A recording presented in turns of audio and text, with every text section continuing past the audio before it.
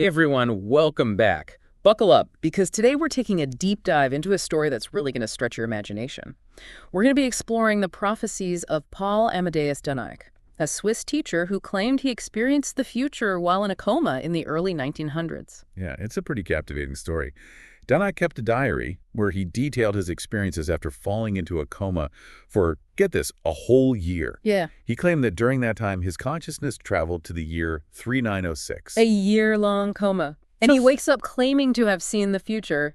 That's, it's a pretty wild premise, right? It definitely is. And what makes it even more intriguing is that Dienach wasn't some big shot looking for attention. He was a pretty ordinary teacher, born in 1889, who lived a quiet life and died young at just 35. So we have this seemingly regular guy who leaves behind this crazy diary. It's like straight out of a sci-fi movie, you know? Exactly. And that's what has captivated people for decades. His diary, which wasn't even published until the 1970s, is full of detailed descriptions of a future world, a new stage of human evolution, and even some pretty startling prophecies. Okay, so let's rewind a little. Dienach fell into a coma in 1921 because of encephalitis lethargica, also known as sleeping sickness. So the big question here is, did he actually time travel, or was this all just a crazy hallucination caused by his illness? That's the million-dollar question, and honestly, there's no easy answer. But what we can do is dive into those details he recorded and explore the possibilities. After all, there's a reason that his diary has caused so much debate and speculation over the years. Dienach wrote that he woke up in some futuristic hospital, surrounded by technology so advanced it would have been unimaginable in his time. Like, imagine waking up in a completely foreign environment like that. It'd be totally disorienting, wouldn't it? Yeah, and get this, he even ran into a younger version of himself in this future world. He described this intense fear and confusion, initially thinking he might be dead. That would seriously freak me out. So how did he figure out what was going on? The doctors in this futuristic hospital noticed his old-fashioned German and gradually realized that his consciousness had somehow been transported to the year 3906. They explained that he was now inhabiting the body of a young physicist named Andrew Northam. Wait, so his consciousness was basically transferred into a future body? That's mind-blowing. Did they explain how that even happened? Well, the doctors in 3906 seemed to understand the concept of consciousness transfer, but they didn't explain how it happened in Dienach's case. They did, however, tell him that the people of this future weren't Homo sapiens, but the next stage of human evolution. Hold on, we're talking about a whole new human species here. What were they like? Dienach called them Homo occidentalis novus, or New Western Man. He described them as having a sixth sense called Nibiru, which gave them a sort of superconsciousness. You know, we've done those deep dives on the Akashic Records. Does this Nibiru thing remind you of that at all? It's an interesting connection. If I remember right, the Akashic Records are believed to be this universal library of knowledge and experiences. Is Nibiru something similar? Dienach described it as a sense that allowed them to perceive new dimensions of reality and access a vast amount of knowledge and understanding. It's like having instant access to, I don't know, a universal database of information. But there was a catch. This evolutionary leap wasn't exactly risk-free. Of course, there's always a catch, right? So what kind of risks are we talking about? Dienach learned that in the early days of this evolutionary development, the emergence of this sixth sense was actually deadly. The influx of information was so overwhelming that it initially had a 100% mortality rate. Wow, so people were literally dying from too much knowledge. That's kind of terrifying, but also fascinating in a way. How did they overcome that? Well, over time, the species adapted and the transition became less deadly. But it's a reminder that even seemingly positive evolutionary changes can come with unforeseen consequences. It really makes you wonder, if humanity went through something like that, would we even be able to handle it? But let's move on to their society. What was life like in this future utopia? Dienach was blown away by the social structure in 3906. Picture a world where competition and material wealth aren't the main driving forces.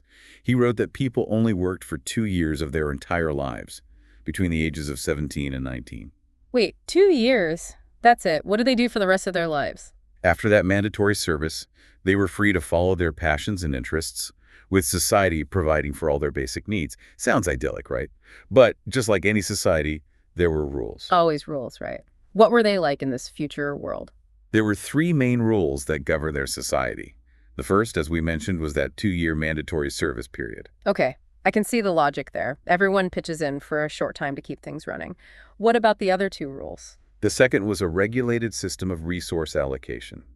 Poverty was a thing of the past, but there were still differences based on intellectual and spiritual development. So it wasn't a perfectly equal society then. How did these differences play out in their daily lives? Those who were more intellectually or spiritually advanced, maybe through their understanding of Nebi or Yu, held positions of influence and responsibility. Dienach uses the example of individuals who, even with access to the vast knowledge of the Samis, their term for the universal consciousness, still had to learn and figure out its mysteries. It highlights the continued importance of individual effort and understanding. What are your thoughts on that? Yeah, that makes sense to me. Even with access to all that knowledge, there'd still be a need for interpretation and application. It's not just about having the information, it's what you do with it, right? What about the third rule? The third one was perhaps the most significant: strict population control. The global population was kept under 10 million to ensure sustainability and prevent the resource wars that plagued earlier times. That's a pretty extreme measure. I get how it would be necessary to keep things sustainable, but it also brings up some serious ethical questions, don't you think? Definitely. It gives us a peek into a possible future where choices made for the greater good might come at the cost of individual freedom. What are your initial thoughts on this idea of such strict population control? It's a tough one, to be honest. On one hand, I understand the need to protect the planet and make sure there are enough resources for future generations. But on the other hand, the idea of limiting how many people there can be feels like a slippery slope. But let's move on to what I find absolutely mind-boggling Dienach's prophecies. He didn't just live in 3906. He learned about important historical events that, for him, were still in the future. How did he get access to all that knowledge? He was given access to what he described as a futuristic learning machine. He compared it to an iPad, but with advanced holographic projections and artificial intelligence. So it's like having a personal time-traveling historian at your fingertips. I'm dying to know what he learned. What were some of the major events that this futuristic iPad revealed? One of the most interesting things he discovered was humanity's attempt to colonize Mars. Starting in 2150, they established colonies, and within 50 years, millions of people have moved to the Red Planet. But then, disaster struck. Oh no, what happened? Did they run into, like, hostile aliens or something? Not exactly. In 2265, a huge natural disaster wiped out the Martian colonies, and humanity had to abandon their dreams of living on another planet. It kind of reminds us that even with super advanced technology, nature can still throw us a curveball. What do you think about that, especially considering how obsessed we are with space exploration today? It's a bit sobering, that's for sure. We often think of technology as our way to conquer nature, but this suggests there are limits to our control. Even in the distant future, we'll still have to respect the power of the natural world. So what other events did Dienach learn about? He was told about this devastating global war that started just 44 years after that Martian disaster. This war, which broke out in 2309, mainly in Europe, raged on for over 80 years. It's a scary reminder of how destructive we can be, even with all our supposed advancements. So even with all the amazing technology and social progress, we still hadn't learned our lesson about war. Seems like it. The war Dienach described was incredibly destructive, though he doesn't specifically mention nuclear weapons. Remember, he was writing this in 1921, so his understanding of future warfare would have been limited by the technology of his time. But the scale of destruction he describes suggests those future weapons were far more powerful than anything he could imagine. That's a pretty bleak picture. But I'm guessing humanity eventually bounced back from this devastating war, right? They did, but not without some major changes. In 2396, they formed a world government, the World Federal Government. This marked the end of individual countries as we know them, with the whole planet united under a single ruling body. What are your initial thoughts on the idea of a world government? It's a complicated idea for sure, with both potential benefits and risks. On the one hand, it could lead to more cooperation and make wars less likely. But on the other hand, it raises concerns about too much power being concentrated in one place and the potential for tyranny. Dienach's account gives us an interesting look at how this world government evolved. Tell me more about that. At first, the world federal government was dominated by politicians and people who are already in power under the old system. It seems that even after a world-altering war, those old power structures were slow to change. That sounds eerily familiar to some of the problems we face today, but I have a feeling there's a twist coming. You're right. About a century later, there was a big change in how the world federal government was structured. It became mandatory that scientists, technologists, and humanitarians had to be part of the government, while politicians and business leaders were forbidden from holding office. Wow, that's a pretty radical change. It's like they finally realized that real progress requires a different kind of leader, one who prioritizes knowledge, compassion, and the long-term good of everyone instead of short-term gains and self-interest. Exactly. This change in leadership marked a turning point, ushering in an era of peace, stability, and a level of global cooperation never seen before. Dienach also mentions a huge shift in their economic system in the year 2823. Our current system, which is based on scarcity and competition, was replaced with a model based on what he called global suitability and usefulness. What do you think he meant by that? Honestly, I'm not really sure. He doesn't give us many details, does he? Unfortunately, no. The diary is pretty vague on how this new economic system actually worked, but it does suggest a fundamental change in how they valued resources and how they organized production and distribution. It's like he's hinting at a future where scarcity isn't the driving force anymore, and the focus shifts to making sure everyone's needs are met. It's a tantalizing glimpse into a future where basic needs are met, allowing people to focus on more fulfilling pursuits. But how did they get from a devastating global war to this seemingly perfect society? Well, that's where things take a bit of a dark turn. Dienach describes the period between the years 2000 and 2309 as a dark age for humanity. Oh no, what happened? Did those apocalyptic movies about the year 2000 actually get something right? Not in the way those movies showed, but Dienach's description of this period is pretty grim. He wrote about overpopulation, environmental damage, famine, resource depletion, and constant conflicts. It's a pretty bleak picture of our near future, but it also lines up with some of the challenges we see happening in the world today. It makes you wonder, are we headed for this dark age, or can we somehow avoid it? That's a question we should all be asking ourselves. Dinah's account suggests that getting through this period of darkness was key to achieving that utopian society he saw in 3906. It seems humanity had to go through some tough times to create a truly sustainable and just world. It reminds us that progress isn't always a straight line. Sometimes we have to go through really difficult periods before things get better. But there's one thing I still don't get. Why couldn't Dienach access information about the period between 1921, when he fell into a coma, and 2150, when the Mars colonization started? It's like a whole chunk of history is missing. He thought it was because of a limitation of the learning machine. It seems certain parts of history were blocked off, maybe to stop him from bringing back knowledge that could mess with the timeline. It's almost as if the future had safeguards to prevent paradoxes. This is mind-blowing stuff. As much as I'm fascinated by the technology and the changes to society he described, I'm also drawn to the human side of his story. What happened next in his journey?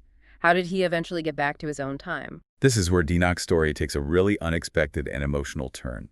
After getting used to life in 3906, he fell in love with a woman named Sylvia. Their relationship adds a whole other layer to his experience, reminding us that love and connection are universal, even across centuries. This love story has me hooked.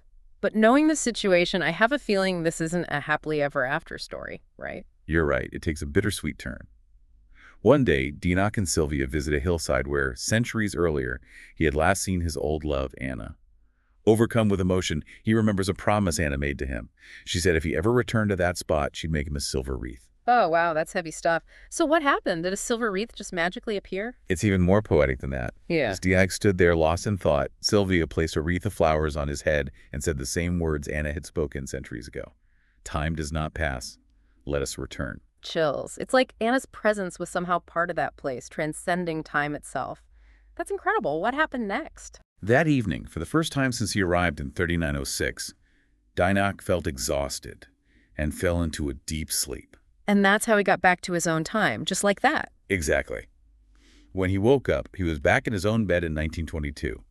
He immediately started writing down everything he'd experienced in his diary, the same diary that would later spark so much debate and discussion. Okay, before we go any further and try to unpack the potential meaning of Dienach's prophecies, let's take a moment to just absorb everything we've learned so far. It's a good point to pause and reflect.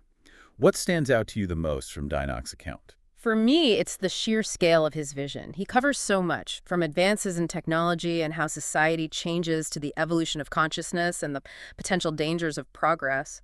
It's a lot to wrap your head around. It definitely is, and it brings up way more questions than it answers. But that's part of what makes Dienach's story so captivating. It forces us to confront big questions about our past, present, and future. It's a reminder that the future isn't something that's already decided. It's something we create through the choices we make today. Exactly. And that's what we'll explore further in part 2 of this deep dive. We'll delve into the different interpretations of Dienach's prophecies and think about what they might mean for our lives today. Stay tuned. Welcome back, everyone. Let's unpack some more of this crazy story. Remember, Dienach claimed to have actually lived in the year 3906, waking up in the body of Andrew Northam. It's like he was living two lives, centuries apart. Did he ever mention what happened to his original body back in 1921? He didn't, unfortunately. The diary doesn't say anything about his original body. It's like that part of his life just disappeared when he went to 3906. It's a total mystery. So once he recovered in that futuristic hospital, what happened? Did they just let him loose in this new world and say, good luck, figure it out? Not quite. He spent about 12 days in the hospital, gradually adjusting to this new reality and trying to wrap his head around everything. Then they brought him before a council of elders who, govern this future society. I'm picturing these wise, almost like ethereal beings who've seen it all and have all the secrets of the universe. What were they like? Dienach described them as being really compassionate and understanding, even though they knew his experience was super rare. They seemed to have a deep understanding of human consciousness and how it could be transferred across time. So they weren't totally shocked that he had suddenly appeared in their time. That's pretty impressive, considering how advanced they were. They explained to him that they were Homo occidentalis novus, this new stage of human evolution with those enhanced abilities, including that sixth sense called Nibi or you. Right, Nibi or you. That super consciousness thing we talked about earlier. Did they explain how this sixth sense worked or what it felt like to experience it? Sadly, no. Dienach wrote that they told him his mind, as a Homo sapiens, just couldn't comprehend Nibi or you. It's like, how would you explain the internet to someone living hundreds of years ago? The concept is just way too far out. It's frustrating, but I get what you mean. It would be like trying to describe colors to someone who's been blind their whole life. But he could see how their society worked, right? What were the most obvious differences compared to our world? One of the things that really stood out to Dienach was their utopian social structure. They had moved beyond competition and the pursuit of material wealth, focusing on things like cooperation, altruism, and the common good. It's interesting to imagine what that would actually look like, how they put it into practice. How did they actually organize their society to achieve that level of cooperation? One of the key things was their approach to work. Dienach wrote that everybody only worked for 2 years of their lives, between 17 and 19. Okay, I have to admit, working for just 2 years sounds pretty good. But how did they keep everything running with such a small workforce? After those 2 years of mandatory service, they were free to do whatever they were passionate about. Society provided for all their needs, making sure everyone had food, shelter, healthcare, and education. It's like a universal basic income, but on a massive scale, combined with a deep respect for individual freedom. That's a radical concept. It completely changes our understanding of work and its place in society. But even in this perfect-sounding world, they still had rules, right? We talked about those 3 fundamental rules that governed their society: the mandatory service, the regulated resources, and the population control. Let's dive into those a bit more. Definitely. That mandatory service is fascinating. Imagine spending 2 years of your life dedicated to helping others. What skills would you choose to develop? What areas of society would you contribute to? It's a great question to think about. It would really make you consider your role in the world and how your talents could benefit others. What about the regulated resource allocation? You mentioned that poverty wasn't a problem, but there were still differences based on intellectual and spiritual development. How did those differences play out in their society? Those who were more intellectually or spiritually developed, possibly through their understanding of Nibi or you, held positions of leadership and responsibility. It wasn't a hierarchy in the traditional sense, but more like acknowledging that some people had the wisdom to guide others. It's interesting that even with access to this vast universal knowledge, they still valued personal growth and the search for understanding. They didn't just spoon-feed everyone the answers. They encouraged people to seek knowledge and wisdom on their own. Exactly. And that brings us to the rule that probably caused the most debate: the strict population control. Remember, they kept the world population under 10 million to make sure things stayed sustainable. That's such a huge difference from today's population. I bet people had strong opinions on both sides of that issue. Oh, absolutely. Even in a utopian society, you're going to have different views on such a complicated topic. But it raises important questions about balancing individual freedom with the needs of the group and the long-term health of the planet.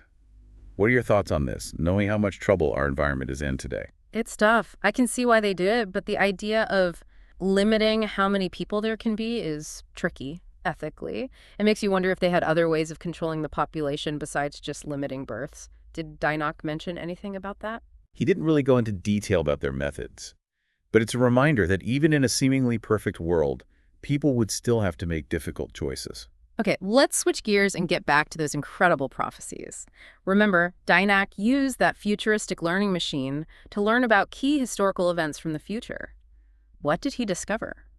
One of the things he learned about was the attempt to colonize Mars, starting in 2150. They built colonies, millions of people moved there. But then, in 2265, a massive natural disaster destroyed everything, and they had to abandon their efforts. It's so interesting how space exploration keeps popping up in these visions of the future. It's almost like we're destined to reach for the stars, even if things don't always go as planned. What else did he learn about? He learned about a devastating global war that started just 44 years after the Mars disaster in 2309. This war, which was mostly fought in Europe, raged on for over 80 years and caused massive destruction. It's hard to imagine a war lasting for 80 years. What could they possibly have been fighting about for that long? Dyack doesn't give any specifics about what caused the war, but he does say the weapons they used were super destructive, hinting that the technology of war had advanced way beyond what we know today. It shows that just because our technology gets better doesn't mean we do. We can build all kinds of amazing things, but if we don't deal with the root causes of conflict, we'll just keep making the same mistakes. Exactly. And that's what makes Dynac's story so important. It's not just about predicting specific events, it's about highlighting the patterns and challenges that we as humans face, regardless of how advanced we become. But there's some hope in his story too. After all the destruction, humanity eventually came together and formed a world government in 2396. With the world federal government, separate nations ceased to exist, and the whole planet was united under a single ruling body. That's a huge change, and I remember you saying that this world government went through a major transformation about a century later. That's right. Around 2496, there was a big shift in leadership. Scientists, technologists, and humanitarians were required to be part of the government, and politicians and business leaders were actually barred from holding office. That's a bold move. It's like they realized that the old way of governing, based on power and self-interest, wasn't working anymore. They needed a new kind of leadership, one that valued knowledge, compassion, and the good of everyone in the long run. Exactly. This change in leadership brought in a new era of peace, stability, and global cooperation on a scale never seen before. But their political system wasn't the only thing that transformed. Dienach describes a major shift in their economic system in the year 2823. Our current system, based on scarcity and competition, was replaced with a new model based on what he called global suitability and usefulness. I'm really curious about this new economic model. He doesn't really go into specifics, though, does he? He doesn't, unfortunately. The diary is pretty vague on the details, but it suggests a fundamental shift in how they saw resources and how they organized production and distribution. Just imagine, what would a world without scarcity even look like? How would our values and priorities change if everyone's basic needs were taken care of? Those are really thought-provoking questions. It's hard to even imagine a world without scarcity, considering how much it shapes our lives today. But if we could move past that, it would change everything. Dienach's account suggests that it's possible, but it wasn't easy. Remember that dark age he described between 2000 and 2309? It seems that getting through that tough period filled with overpopulation, environmental damage, and conflict was necessary for them to create that better world. It's like they had to hit rock bottom before they could build something truly better. It's a sobering thought, but it also gives me some hope. It suggests that even when we face big challenges, we have the potential to learn and adapt and ultimately create a more positive future. Absolutely. And that leads us to another fascinating part of Dienach's account, the fact that the futuristic learning machine had limits. He couldn't access information about the period between his time, 1921, and the start of the Mars colonization in 2150. Right. It's like a whole chunk of history is just missing. Do you think that was on purpose? Was there a reason why he couldn't see that specific time period? He believed it was a kind of safeguard built into the machine, maybe to prevent him from bringing back knowledge that could change the course of history. It makes you think about the nature of time and the possibility of paradoxes. It's like something straight out of a time travel movie. I'm so curious about what happened during that missing period. Did humanity avoid some disaster? Or did something happen that set the stage for those events he did learn about? It's a mystery we're left to think about. But maybe it's a reminder that some things are better left unknown. Maybe knowing too much about our future would take away our chance to learn and grow through our own choices and experiences. That's a good point. Sometimes not knowing can be a good thing. But let's focus on Dienach's personal journey for a bit. We left off with him falling in love with Sylvia in 3906. Tell me more about their relationship. Dienach described Sylvia as this incredibly kind and compassionate person who helped him understand this future world. Their connection reminds us that the need for love and companionship is timeless, even in a totally different time and place. It's a beautiful thought, but I have a feeling their love story wasn't all sunshine and roses. After all, he was a man literally out of his own time. You're right. Things weren't simple for them. One day, Dienach and Sylvia went to a hillside where he had last seen his former love, Anna, centuries earlier. Overcome with emotion, he remembers Anna's promise to make him a silver wreath if he ever went back to that spot. That's a powerful image. Did Sylvia know about Anna? It seems so. As Dienach stood there lost in his memories, Sylvia put a wreath of flowers on his head and said the same words Anna had said all those years ago. "Time does not pass. Let us return." Wow, that sends shivers down my spine. It's like Anna's presence was somehow part of that place, transcending time. What happened then? Later that evening, for the first time since he got to 3906, Dienach felt completely exhausted and fell into a deep sleep. And that's how he got back to his own time, just like that. Exactly. When he woke up, he was back in his own bed in 1922. And right away, he started writing down everything he experienced in that diary that would later cause so much debate and discussion. It's an amazing story. Part time travel adventure, part philosophical exploration of human potential, and part warning about the challenges and choices ahead of us. What do you think is the most important thing we can learn from Dienach's journey? For me, it's that the future isn't fixed. It's shaped by the choices we make today. Dienach's story shows that humanity has the potential to create a better world, one that's more just, sustainable, and enlightened. But we have to work for it. It takes effort, a willingness to learn from our mistakes, and a commitment to putting the well-being of people and the planet first.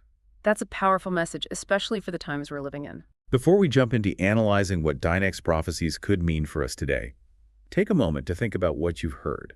What resonates with you the most? I'm still trying to wrap my head around the idea of consciousness transfer and a new stage of human evolution. It's both fascinating and a little bit scary. It definitely challenges our understanding of what it means to be human. Exactly. And it makes you wonder, if Dienach's vision of the future is even close to accurate, what does that mean for us? Are we on the right track? Are we making the choices that will lead to a better world? Those are the questions we're going to tackle in the final part of our deep dive. We'll explore different interpretations of Dienach's prophecies and think about what they could mean for us today. Stick around. Okay, so we're back, and I think it's time to tackle the big question. What do we make of Dienach's prophecies? Was this guy really seeing into our future, or was it all just a story? That's the question, isn't it? His diary has caused a lot of debate. Some people think it's a guide to a better future, while others think it's all made up. Where do you stand on all that? I mean, we've got time travel, a new human species, a utopia, and those big predictions. It's a lot to take in. I think the best way to look at it is as a thought experiment, something that makes us think about our own choices and what they could lead to. Whether or not we believe his prophecies literally, they offer a valuable perspective on human nature, our relationship with technology, and the possibilities that are out there. I like that approach. It's not about believing everything blindly, but about using it to think critically and become more self-aware. So what are some of the key takeaways you think people should consider? Well, first, Dienach's story shows us how technology can be both good and bad. On the one hand, technology has the potential to solve a lot of the problems facing humanity. We see that even today with advancements in medicine, renewable energy, and communication. Right, but on the other hand, technology can also be used for destructive purposes, like in wars throughout history and in Dienach's account of that global war. It seems like we're always struggling with this balance between progress and its potential downsides. Exactly. And Dienach's vision suggests that a crucial turning point happens when we shift our focus from power and profit to knowledge, compassion, and the well-being of everyone. Remember how he described the world federal government being reorganized to include scientists, technologists, and humanitarians, while excluding politicians and business leaders? Oh yeah, that was a huge change from the power structures we're used to. What are your thoughts on that? Could a government run by scientists, technologists, and humanitarians really work? It's an interesting thought. It suggests that to build a truly sustainable and just world, we might need to rethink who's in charge. What do you think about that, knowing how influential politicians and business leaders are in our world right now? It's definitely something to think about. It challenges the way things are and makes us consider different models of leadership. It makes you wonder if the people in charge today are the right ones to lead us toward a better future. Another important takeaway is how Dienach emphasized population control to achieve balance and sustainability. It's a sensitive subject, but one we can't ignore given the environmental problems we're facing. I agree. It's complicated, with no easy solutions. But Dienach's vision suggests that dealing with population growth is essential for the planet's health.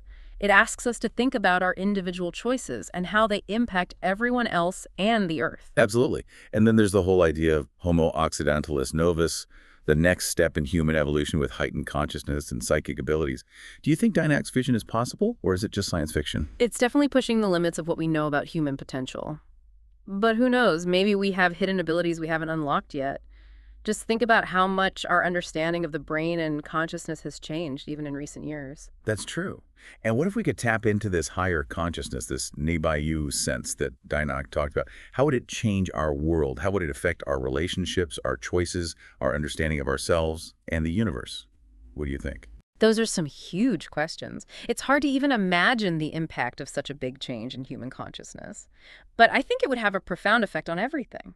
Maybe we'd become more empathetic, more compassionate, more connected to each other and the natural world. It's a compelling idea, isn't it? It suggests that the future of humanity might not just be about technological advances, but about an evolution of consciousness itself. Whether it was real or a dream, Dienach's journey to 3906 offers a message of caution and hope.